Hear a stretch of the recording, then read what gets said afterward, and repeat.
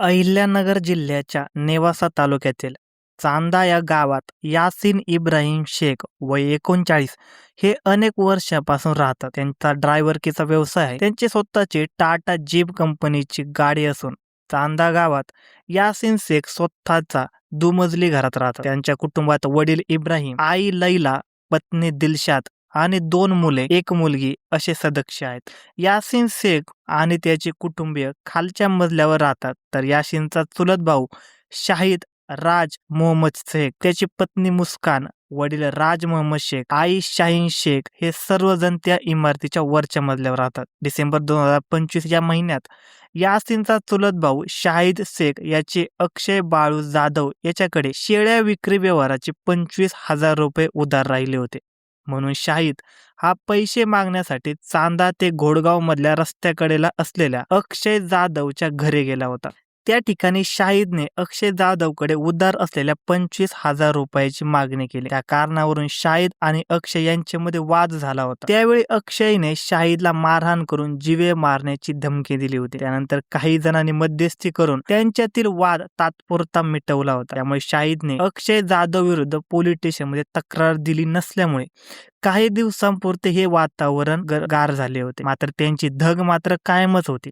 अक्षय हा गुंड प्रवृत्तीचा असल्याने तो पेमेंट करेल की नाही याची शाहिदला खात्री नव्हती. रविवार दिनांक 11 जानेवारी 2026 रोजी दुपारी 12 वाजण्याच्या सुमारास यासीन शेख हा चांदा येथील त्याच्या घरी होता. त्यावेळी शाहरुख बशीर शेख हा त्यांच्या घरी आला. त्याने यासीनचा चुलत भाऊ शाहिद शेख याला सांगितले की आज सूरज लतीफ शेख यांच्या शेतात कंदोरीचा कार्यक्रम आहे, तिथे बोकड कापायचा आहे. त्याकरता आपल्याला सूरज यांच्या चांदा बुरानगर रोडवरून असलेल्या शेतात जायचे आहे. त्यानंतर शाहरुख शेख हा शाहिद याच मोटरसायकलवर बसून 12 वाजण्याच्या सुमारास कंदोरीच्या कार्यक्रमासाठी निघून गेला. त्या दिवशी संध्याकाळी 5:15 वाजण्याच्या सुमारास यासीन घरी होता. त्यावेळी त्याच्या गल्लीत राहणारा बाळू शब्बीर पठाण याने यासीनला फोन करून सांगितले की सायंकाळी 4:45 वाजण्याच्या सुमारास चांदा गावच्या शिवारात चांदा ते बुरानगर रस्त्याकडेला शब्बीर फत्तुबाई शेख याच्या शेताच्या बांधाजवळ सूरज शेख याचा शेतात कंदोरीचा कार्यक्रम होता. त्यावेळेस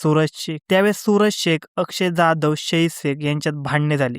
या भांडणावरून सूरज लतीफ शेख याने त्यांच्याकडील गावठी कट्ट्याने शाहिद शेखच्या छातीत गोळ्या झाडल्या असून शाहिद मरण पावला. ही माहिती फोनवर मिळाल्याने यासीनने लगेचच त्याचा भाऊ फिरोज इब्राहिम शेख याला कंदोरीचा कार्यक्रम होता त्या ठिकाणी पाठवले. यासीनने सांगितल्याप्रमाणे फिरोज त्या ठिकाणी गेला. त्याने जाऊन खात्री केली आणि यासीनला रिटर्न कॉल केला. त्यांनी सांगितले की शाहिद हा मयत झालेला असून त्याच्या छातीवर गोळ्या लागलेल्या दिसत आहेत. त्याच्या शर्टवर रक्ताचे डाग दिसत आहेत. त्यानंतर यासीन शेख हा साजिद आयुब शेखला मोटरसायकलवर घेऊन कंदूरच्या ठिकाणी गेला. त्या ठिकाणी शाहिद राज मोहम्मद शेख हा चांदा शिवारातील शब्बीर फत्तुबाई शेख यांच्या शेतात उताना मृत्यू अवस्थेत पडला होता. त्याच्या छातीवर गोळ्या लागून अंगातील टी शर्टवर रक्त लागलेले दिसत होते. काही हालचाल दिसत नसल्यामुळे घाबरलेल्या यासीन शेखने घडलेल्या घटनेची खबर देण्यासाठी तडक सोनई पोलीस स्टेशन गाठले. पोलीस अधिकाऱ्यांची भेट घेऊन घटनेची माहिती दिली. यासीन इब्राहिम शेख यांनी दिलेल्या फिर्यादीवर पोलिसांनी खात्री करून सूरज लतीफ शेख, अक्षय बाळू जाधव, सूरज कैलास उबाळे यांच्या विरुद्ध गुन्हा नोंदवण्यात आला. त्यानंतर सर्व पोलीस पथक घटनास्थळी दाखल झाले. पंचनामाचे सोपस्कर पार केल्यानंतर पोलीस अंमलदारांची वेगवेगळी पथके तसेच सोनई पोलिसांची पथके करून आरोपीच्या मागावर पाठवली. दरम्यान आरोपीबाबत गोपनीय माहिती व तांत्रिक व्यावसायिक कौशल्याच्या आधारे माहिती संकलित करण्यात आली. आरोपींचा शोध घेत असताना दिनांक 13 जानेवारी 2026 रोजी यातील एक मुख्य आरोपी सूरज शेख हा राहता तालुक्यातील बाबळेश्वर परिसरात लपून बसल्याची माहिती मिळाली. त्यावरून त्याचा शोध घेत असताना तो पळून जाऊ लागल्यावर पाठलाग करून त्याला पकडले. इतर दोघे आरोपी अक्षय जाधव व सूरज इबाळे हे फरार आहेत. पुढील तपास सोनई पोलीस करत आहे. धन्यवाद मित्रांनो. अशाच नवनवीन मराठी क्राईम स्टोरीज ऐकण्यासाठी आजच आपला युट्यूब चॅनल क्राईम कट्टाला सबस्क्राईब करा आणि या घटनेबद्दल तुमचे काय मत आहे हे आम्हाला कमेंट सेक्शनमध्ये नक्की कळवा.